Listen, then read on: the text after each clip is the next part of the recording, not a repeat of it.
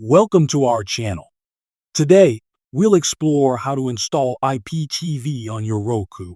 First, let's talk about the best IPTV provider, 2TV.store.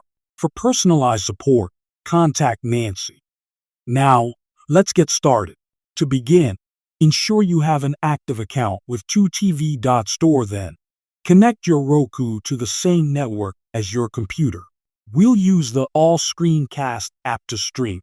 Navigate to the Roku channel store, search for All Screencast, and add it to your channels. This app will enable you to cast IPTV content to your Roku device. Open the All Screencast app on your TV, on your laptop or mobile device. Start the IPTV application. Make sure both devices are connected to the same Wi-Fi network. From your device, select the cast option. Choose your Roku device from the available options.